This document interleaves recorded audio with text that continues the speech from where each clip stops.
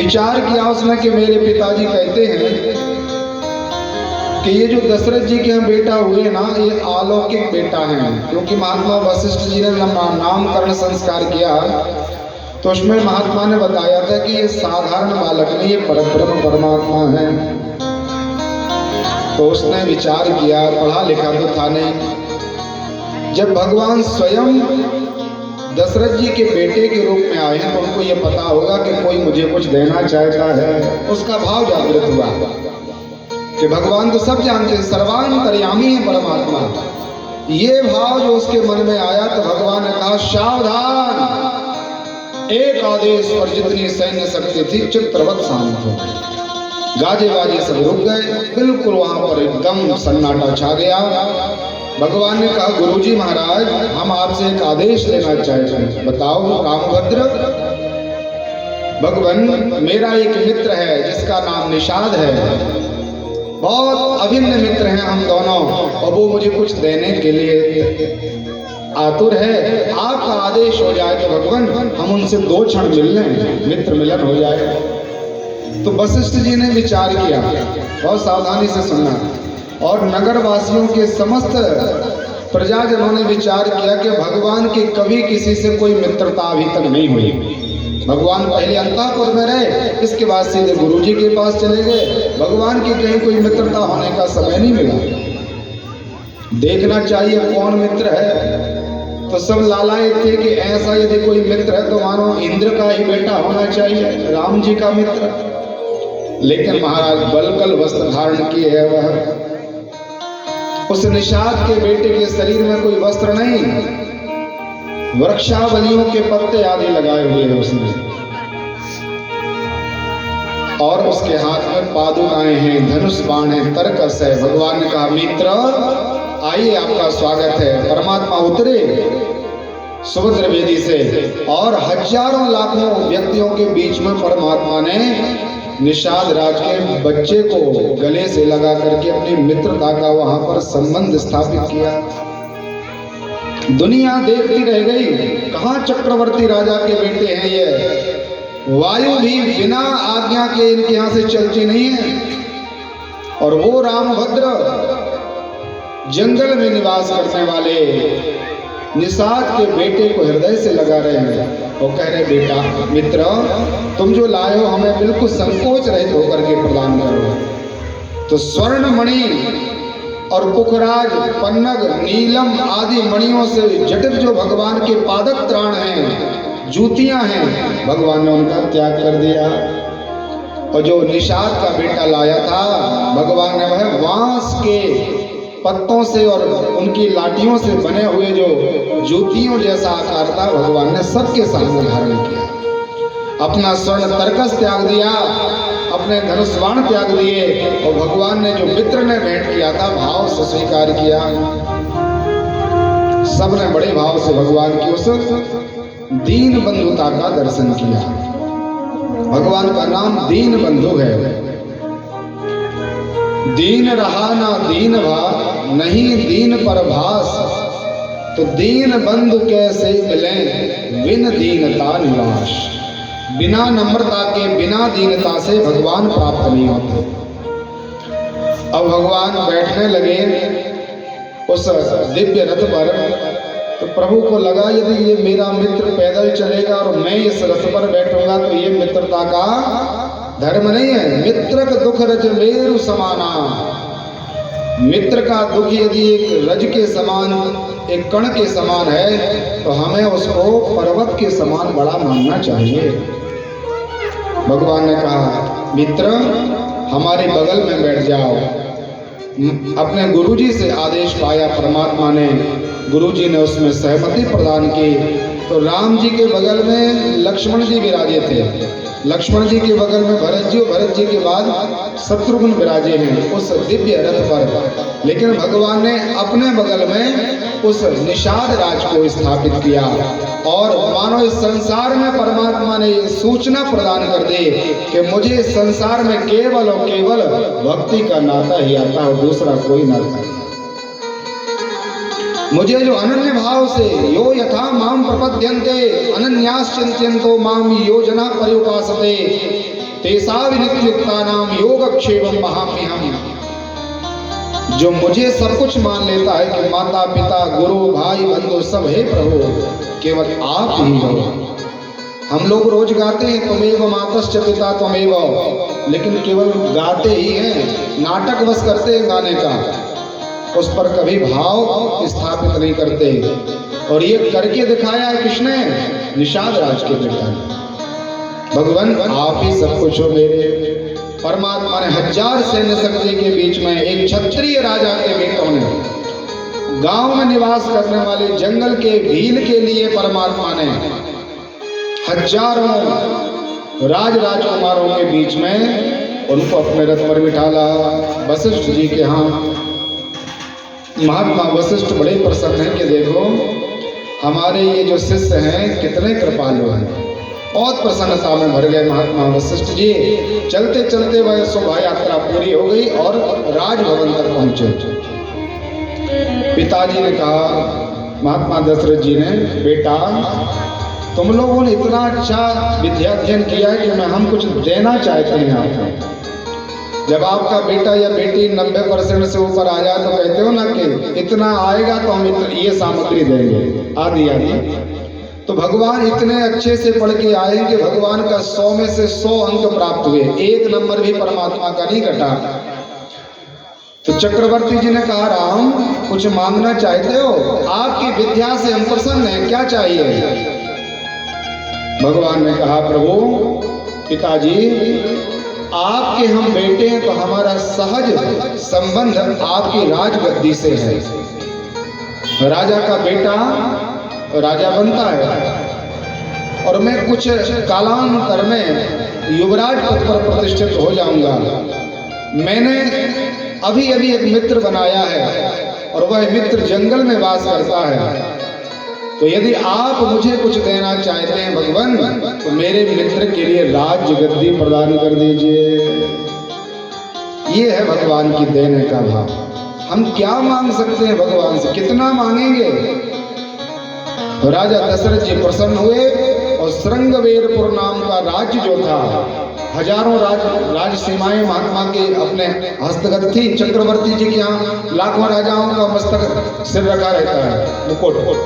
तो उन मुकुटों में से जो एक श्रृंगवेरपुर नाम का राज्य है, वह राज्य उस निषाद के बेटे को प्रदान कर दिया और उसका नाम क्या हो गया?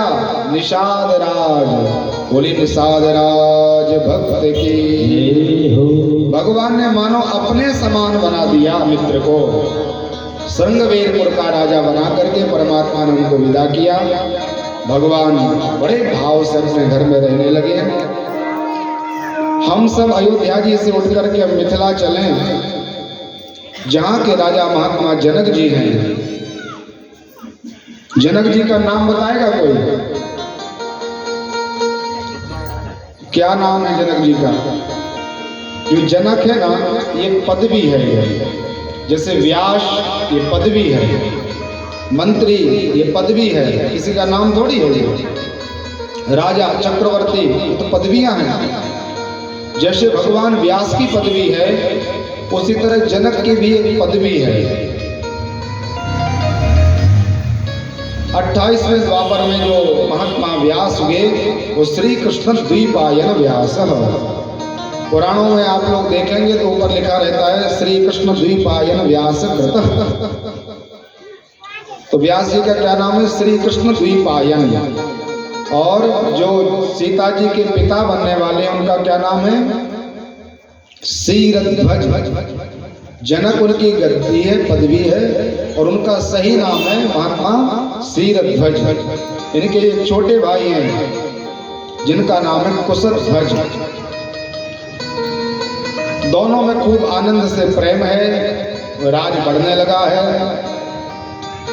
महात्मा जनक जी ने जितना भजन किया, दुनिया में किसी को भजन नहीं बना उतना, इसलिए इनका नाम हो गया विदेह राज। जिन्होंने अपने शरीर की सुध भूल गए हों, जो ऐसे व्यक्ति का नाम होता है विदेह। ये देह है और देह से बाहर चला जाए तो विदेह हो गया। जैसे आप लोग यहाँ बैठे हो, और कोई बता दे कि महाराज आग लगने वाली है, तो एक आध दो लोग बैठे बचना मुश्किल है। ऐसा ये मैं आपको व्यंग के लिए या कोई विनोद के लिए नहीं बता रहा हूं, जनक जी के जीवन की घटना है। एक बार महात्माओं ने विचार किया कि जनक जी को सब विदे विदे विदे बोलते हैं, देखना तो चाहिए उनके जीवन में कैसी विदेहता है। तो आप लोगों की तरह वो कथा सुनने बैठे थे। महात्मा गांव में महात्मा कथा सुना रहे थे और महात्मा लोग भी विराजे थे। एक व्यक्ति आया और उसने कहा, सावधान, जल्दी से पंडाल खाली कर दो, इस पूरे नगर में आग लग गई है। महात्मा जनक का जितना भी राज्य है, राजभवन है, सब आग की लपेटों में जलने लग गया है। तो जो महात्मा लोग बैठे थे वो अपनी लंगोटी मंगोटी बचाने के लिए दौड़े। जितने भी नगरवासी कथा सुने थे वो भाग गए, लेकिन महात्मा विदेह राव जनक जी बैठे। 1000-2000 रुपए बचाने के लिए तो व्यक्ति चले गए, लेकिन महात्मा जनक का उतना बड़ा राज्य, क्या कमी रही होगी इनके राज्य में। अनंत राज्य की जो राजभवन की जो दिव्य राज्य लक्ष्मी है, उसका एक क्षण भी महात्मा जनक ने विचार नहीं किया और लगा आग लगी है तो लगी रहने दो, हम कथा पूरी श्रवण करके ही जाएंगे। कथा पूरी हो गई, उसको लगा कि सही में महात्मा जनक जी विदेहराज हैं। इनको तो कानों में ये समाचार तक नहीं हुआ कथा के अतिरिक्त कि कहीं पर कोई आग भी लगी है। इनके यहाँ क्या हुआ, 12 वर्षों से बारिश नहीं हुई है, अकाल सा पड़ गया है मिथिला नगर में। महात्माओं से पूछा है कि भगवान ऐसा कोई उपाय बताइए जिससे हमारे नगर में सुभिक्ष हो, बारिश हो, धन धान्य हो, फसल निकले, सब लोगों की भरण पोषण की व्यवस्था बन जाए। तो उन्होंने कहा, राजन, आप और रानी दोनों यदि बैल बने, सोने का रथ तैयार किया जाए, उसको हल बनाया जाए और आपके आचार्य सतानंद जी उस हल को हाँकें, आप लोग बैल बने और खेती को जोता जाए, खेती को जोतने के बाद उसमें बीज वपन किया जाए, बीज वपन करके जो उसमें फसल निकले, उस फसल से परमात्मा को भोग लगाया जाए, तो हो सकता है आपके श्रम के कारण भगवान प्रसन्न हो जाए। तो राजा तो इस तरह होना चाहिए, अपने बेटे की तरह प्रजा का पालन करने वाला ही राजा होता है। केवल टैक्स लेते लेते अपना खजाना भरने वाला राजा नहीं होता। इन्होंने कहा, महाराज कोई चिंता नहीं, हम पति पत्नी बैल बन करके और हल को जोतेंगे। महाराज सुंदर स्वर्ण का हल तैयार किया गया, राजा रानी बैल की तरह लगे और महात्मा ने भगवान नाम का आश्रय लेकर के गणेश पूजन करके और वह बीज वपन किया। पंचांग में बीज बोने का भी मुहूर्त रहता है, ऐसा सनातन धर्म है अपना। बीज को बोने का समय, बीज को काटने का समय, एक एक चीज का मुहूर्त है अपने पास। उस मुहूर्त में वह दिव्य कार्य महात्मा जनक जी ने प्रारंभ किया अपने इष्ट को प्रणाम करके। और जैसे ही ये लोग 11 पद, बहुत सावधानी से सुनना, 11 पैर इन्होंने आगे रखे पति पत्नी ने, तो 11वें पैर में ही कुछ अटक गया। उस हल में इन्होंने खूब प्रयास किया, बल लगाया कि आगे चला जाए, लेकिन हल आगे जाने के लिए तैयार नहीं। गुरु जी से कहा, महाराज जो बल था तो सब लगा दिया, अब आगे जाने में ये तैयार नहीं, आप कृपा करो। सतानंद जी ने प्रणाम किया और नीचे जो देखा तो उस भूमि में बड़ा सुंदर एक दिव्य सिंहासन दिखाई दिया। उस सिंहासन पर एक राजनंदिनी, एक सुकुमार कन्या विराजी है, जिसका नाम माँ सीता जी है। बोलिए जानकी मैया की, श्री जनक नंदिनी महारानी की, जनक जी महाराज की, मिथिला धाम की जय जय श्री सीताराम। भगवान की पढ़ाई लिखाई भी हो गई और जानकी जी अब हो रही है, इतना अंतर है दोनों में। वैशाख पंचमी के दिन जानकी नवमी, वैशाख शुक्ल नवमी के दिन भगवती ठीक 12 बजे दोपहर के समय जनक जी की कुक्षी और मां भगवती की कुक्षी को पवित्र करने के लिए, परमात्मा से मिलने के लिए भगवती उस हल्के भाग के यहाँ से प्रकट हो गई। तत्काल जनक जी ने उठाया और जो जानकी जी को हृदय से लगाया तो बारिश, घनघोर बारिश हो गई। 12 वर्षों से जो बारिश नहीं हुई थी वो बारिश हो गई, सुभिक्ष हो गया, आनंद ही आनंद बरसने लगा। साक्षात अन्नपूर्णा जहाँ पर आ जाए वहाँ पर कोई कमी रहेगी क्या? बड़ा सुंदर आनंद जनकपुर में छाने लग गया। ऐसे होते होते माँ जानकी जी 5 वर्ष की हुई। एक बार मैया ने क्या किया, जनक जी के पास एक धनुष रखा है। वह धनुष इनके पूर्वजों को, देवरात नाम के एक इनके पूर्वज, उनको भगवान शिव ने प्रदान किया था। शिव जी का वह धनुष परशुराम जी की कृपा से आया था। तो मैया ने अनायासी ऐसे ही उल्टे हाथ से वो धनुष उठा लिया।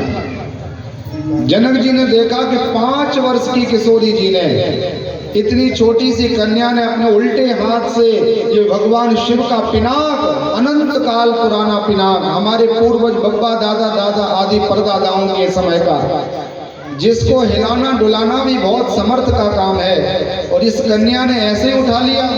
उसी समय महात्मा जनक जी ने विचार किया कि मेरी बेटी इतनी बलशाली है, इतनी बल युक्त है, तो मैं विवाह भी ऐसे ही किसी राजकुमार के साथ करूंगा जो भगवान शिव का धनुष उठा लेगा। ये मन में महाराज ने संकल्प कर लिया। यहाँ परमात्मा सुंदर लीला करते हैं, माता पिता का सेवा भाव करते हैं। बड़े भाव से भगवान ने वह समय व्यतीत किया पढ़ाई के बाद, और एक ऐसा कोई कार्य भगवान का नहीं है जिससे परमात्मा के कार्यों से महात्मा दशरथ जी और या कौशल्या आदि को परेशान है। भगवान प्रातः काल उठते हैं, प्रातः काल उठ कर रघुनाथ, प्रातः काल उठ कर रघुनाथ, मात पिता गुरु मावहि माता, मात पिता गुरु मावहि माता। जय श्री राम जय जय श्री राम, जय श्री राम जय जय श्री राम, जय श्री राम जय जय श्री राम, जय श्री राम जय जय श्री राम, जय श्री राम जय जय श्री राम, जय श्री राम जय जय श्री राम। भगवान प्रातः काल उठते हैं। रात्रि को कहा जाता त्रियामः। पूरे 8 याम होते हैं, 4 दिन के और 4 रात्रि के, लेकिन रात्रि को त्रियामा कहा गया। मानो 3:30 बजे के बाद रात्रि नहीं मानी जाती। 3:30 बजे से लेकर 6 बजे के बीच का जो समय है वो ब्रह्म बेला का समय है। ब्रह्म बेला में पूजन किया जाए, ब्रह्म बेला में स्नान किया जाए, ब्रह्म बेला में उठ करके भगवान का भजन किया जाए तो अक्षय होता है। गुरुजी महाराज कहते हैं जिन्होंने प्रातः काल का सूर्योदय ही नहीं देखा कि कब होता है, अब वो चाहें कि भगवान मिल जाए तो कितना कठिन है। आजकल व्यक्ति कितना उल्टा हो गया, समय बिल्कुल बदल गया। बोले महाराज सोते कितने बजे हो? बोले 2-3 बजे तक सो जाता हूँ रात में। उठते कब हो? बोले महाराज बहुत विलम्ब तो नहीं, लेकिन 11:30-12 बजे तक हम अपनी आसन छोड़ देते हैं। तो रात्रि में जागने वाला कहलाता है निशाचर। निशी मतलब रात्रि, चर मतलब विचरण करने वाला, जागने वाला। तो रात्रि में जागने वाले को क्या कहा जाता है? निशाचर। जो बहुत देर रात्रि तक जागते हैं वो कहें कि हम मनुष्य हैं, तो वो संभव नहीं है। अपने आप को मनुष्य मानते रहे बात अलग है, लेकिन वेदों में ऐसा नहीं लिखा। 8:30 से 9 बजे के बीच में शयन की व्यवस्था बताई है। 9 तक आप सो जाएं और 3:30 बजे अपनी आसन का त्याग कर दें। ब्रह्म वेला जो आए अपना कक्ष का त्याग करके भगवान के भजन में लग जाना चाहिए। सर्वोत्तम काल होता है ब्रह्म वेला का। 3:30 की बात तो दूर है, आजकल के बच्चों को 7-8 बजे भी उठाने को कह दो तो मानो लड़ाई करने के लिए तैयार हो जाए। तो सोते रहिए, कोई मना थोड़ी करेगा, लेकिन जो आपको मिलना चाहिए वो आपको कदापि नहीं मिल सकता, क्योंकि आपने अमृत वेला का कभी आश्रय नहीं लिया। भगवान 3:30 के बाद कभी नहीं सोए। और कभी ये नहीं कहना पड़ेगा पड़ा कौशल्या जी को कि बेटा उठ जाओ, सुबह होने वाली है। भगवान अपने आप उठते हैं, उठ करके अपने माता पिता के चरणों में प्रणाम करते हैं, गुरु जी को वंदन करते हैं प्रतिदिन, रोज। और रामायण में तो लिखा है जितनी बार दशरथ जी राम जी को मिलते हैं तो दंडवत प्रणाम करते हैं। जैसे दिन में 4 बार चक्रवर्ती जी का दर्शन हो जाए राम जी को, तो 4 बार लौट करके प्रणाम करते हैं भगवान। नीचे सिर करके हाथ जोड़ करके कहते पिताजी आदेश करिए। ये है हमारा सनातन धर्म। पुरुषों के लिए केवल दंडवत प्रणाम लिखा है, साष्टांग प्रणाम लिखा है शास्त्रों में। 8 अंग आपके जमीन में स्पर्श हो जाएं, उस प्रणाम को कहा जाता है साष्टांग। अष्टांग संहिता, यह 8 अंगों के साथ क्या क्या? सिर, दोनों भुजाएं, दोनों कंधे, वक्षस्थल, दोनों घुटने और दोनों चरण, कटी प्रदेश उठा होना चाहिए, ऐसा दंडवत करना चाहिए। और माताओं के लिए पंचांग प्रणाम लिखा है। 5 अंग माताओं के जमीन में स्पर्श हो और प्रणाम करें। हम लोग उल्टा करते हैं, पुरुष पंचांग कर लेता है, माताएं लौट करके प्रणाम करती हैं। साष्टांग प्रणाम कहलाता है लौट करके प्रणाम करना। ये माताओं के लिए परंपरा नहीं है शास्त्रों की। आप लोग यदि करते हो तो छोड़ देना। माताओं को साष्टांग प्रणाम की कोई विधि नहीं है, पुरुषों के लिए साष्टांग प्रणाम है। पहले तो इस प्रकार से दंडवत होता था, पर व्यक्ति और समय बदल गया तो क्या हुआ, व्यक्ति सिर रख के प्रणाम करने लग गए।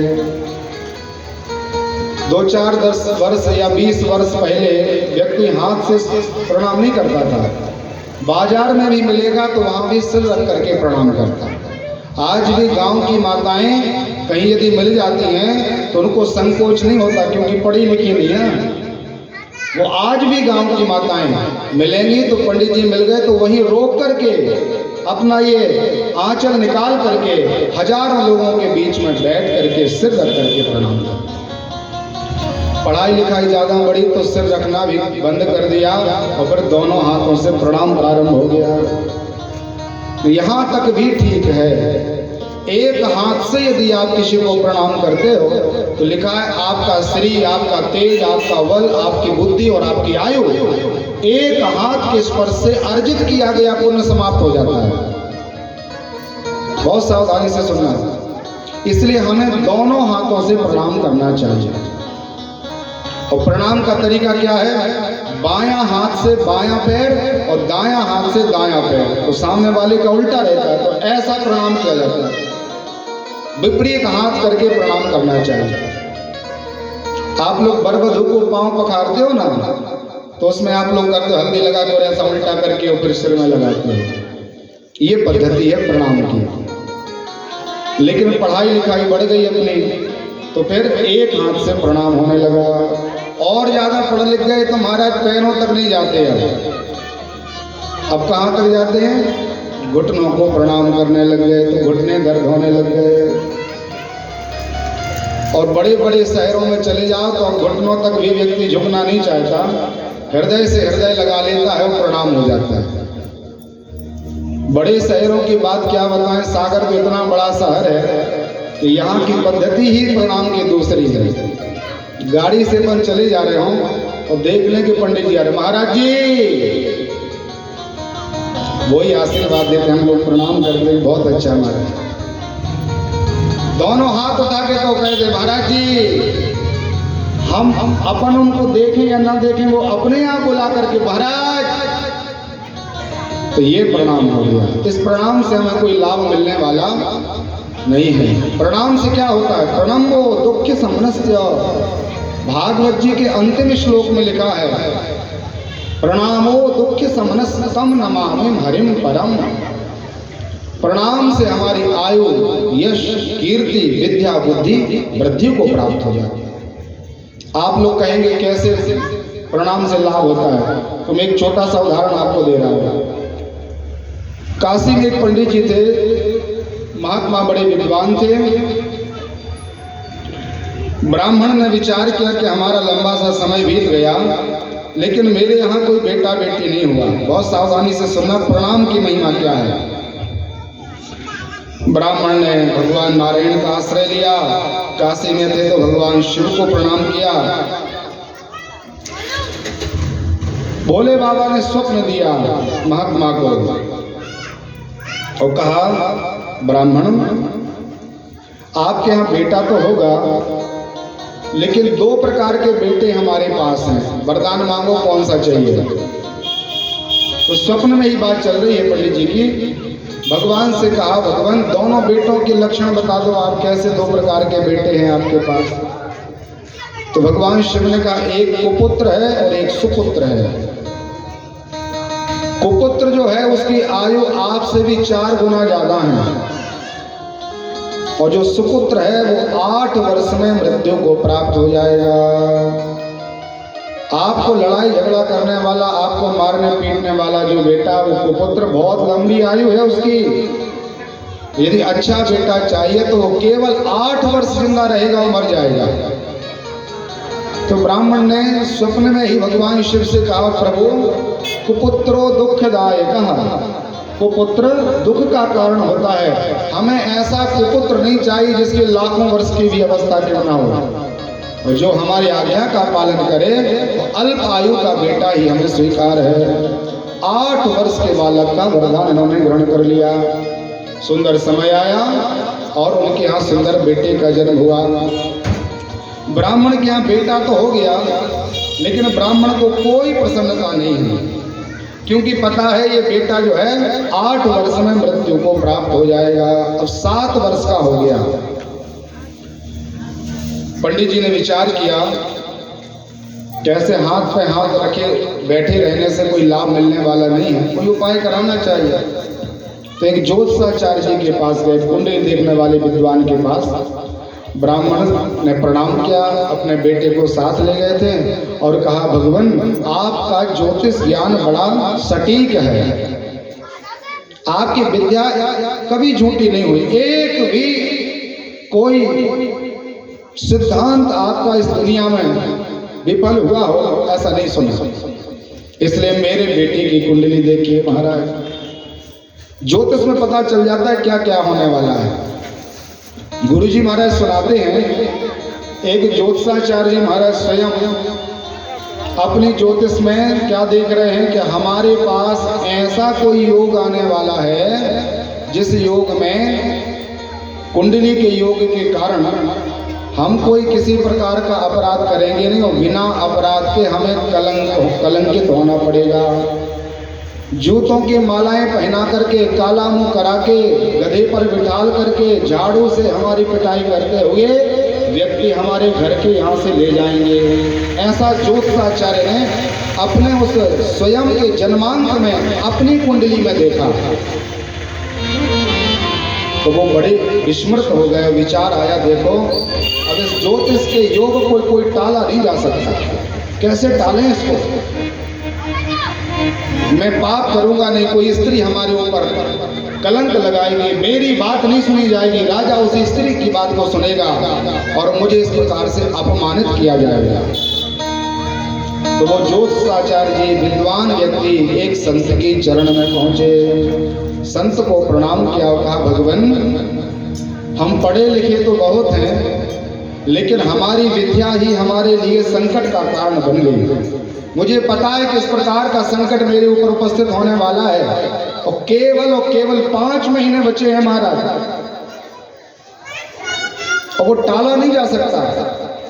तो सदगुरुदेव जिनके चरणों में ये पहुंचे थे उन्होंने कहा, देखो मैं उपाय तो बता दूंगा लेकिन तुम्हें भरोसा नहीं होगा। ज्यादा पढ़े लिखे व्यक्ति भरोसा जल्दी नहीं कर पाते, तो आप तो बड़ी विद्वान हो गुरु जी महाराज, जो उपाय हो सो बताइए आप, हम बिल्कुल अक्षर सा पालन करेंगे, क्योंकि मेरे ऊपर विपत्ति है।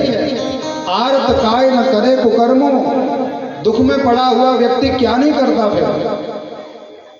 तो सदगुरुदेव भगवान ने बताया, बेटा तुम ऐसा करो, अपना पोथी पत्रा भी 6 महीने के लिए छोड़ दो, किसी से बातचीत मत करो और 6 महीने आप मौन धारण करके निरंतर भगवान का नाम स्मरण करो। जितना हो सके केवल भगवान का भजन करो, राम राम राम राम राम ये करो, किसी से बातचीत मत करना 6 महीनों तक, क्योंकि 5 महीने बाद आपका वो कुयोग आने वाला है। बहुत सावधानी से सुनना। तो ज्योतिषाचार्य ने विचार किया कि गुरुजी ने जो बताया वो जरूर करेंगे, क्योंकि हमारे ऊपर बड़ा भारी कलंक लगने वाला है। 4 महीने निकल गए, इन्होंने किसी से कोई बातचीत नहीं की और निरंतर भगवान का भजन करते हैं, घर से बाहर नहीं निकले, कोई कुंडली मुंडली किसी की कुछ नहीं देखी। 5वां महीना आया, 5 महीने तक निरंतर भगवान के भजन में हैं, और जिस समय इनको वो योग आना है कि राजा आदेश करेगा कि इस ब्राह्मण का काला मुंह किया जाए, जूतों की माला पहनाई जाए, गधे पर सवारी की जाए, झाड़ुओं से इसकी पिटाई की जाए और देश से घर से गांव से निकाला जाए। जब वो मुहूर्त का समय आया तो राजा को उसी समय थोड़ी सी आलस के कारण, और लगातार भगवान का भजन चल रहा था तो थोड़ा सा नींद सा आ गया, आलस से आई और आंखें लग गई इनको, और नेत्र बंद इनके होते ही क्या देखते हैं कि मैं राजदंड का अधिकारी हो गया। तो राजा की सैन्य शक्ति खड़ी है, मुझे बुलाया गया है, पुरोहित को बुलाया जाए। मैं गया, किसी स्त्री ने मेरे ऊपर कहा कि इन्होंने मेरी लाज का हरण किया है। मैंने बार बार कहा कि महाराज ये झूठ बोल रही है, लेकिन किसी ने भी मेरी बात नहीं सुनी। राजा ने इस प्रकार से कह के हमें आदेश दिया है, और मैं अपने घर के सामने से, ये स्वप्न में देख रहे हैं, मैं अपने घर के सामने से निकला हूँ। मेरी पत्नी, मेरा बेटा, मेरी बहू, मेरे परिवार वाले, मेरे माता पिता क्या देख रहे हैं कि उसी ज्योतिषाचार्य मेरे संबंधी के लिए गधे पर बिठाल करके, काला मुंह करके, गालियां दे करके और झाड़ू से पिटाई करते हुए मेरे ही घर के सामने से ले जा रहे हैं। ऐसा देखा तो बड़ा इनको कष्ट सा हुआ, आंखें खुली, और आंखें खुली तो देखा मैं तो अपने घर में ही हूँ, मैं कहीं दूर नहीं हूँ, और मेरे साथ ये कुछ नहीं हुआ। 6 महीने की अवस्था पूरी हो गई, वो योग टल गया, और 6 महीने के बाद ये गुरुजी के पास पहुंचे, संत को प्रणाम किया, कहा भगवान वो समय तो चला गया, लेकिन ऐसी ऐसी घटना मेरे साथ हुई है, स्वप्न में मैंने ऐसा ऐसा देखा।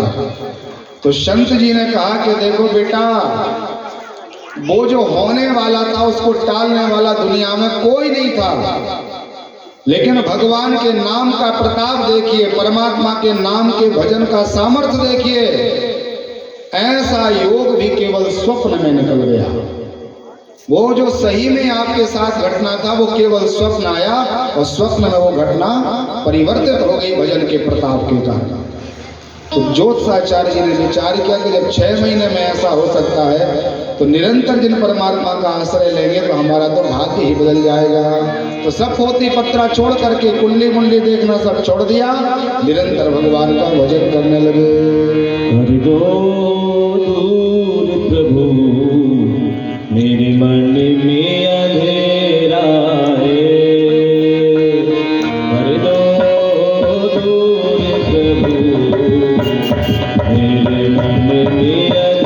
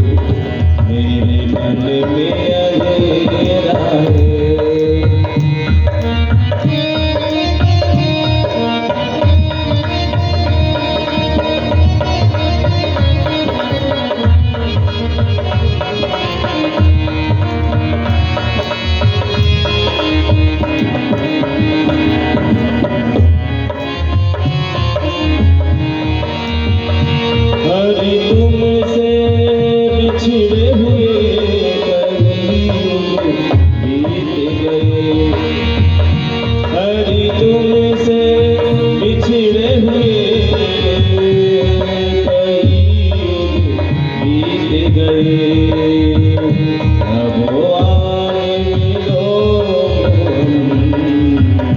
मेरे मन में अंधेरा है, कर दो दूर प्रभु मेरे मन में अंधेरा है। इतना तो बता दो मुझे मेरी मंजिल है कहाँ, इतना तो बता दो मुझे मेरी मंजिल है कहाँ, अब ले चलो मुझको जहाँ संतों का डेरा है, अब ले चलो मुझको जहाँ संतों का डेरा है, जहाँ संतों का डेरा है। प्रिय भक्त वत्सल भगवान की जय हो।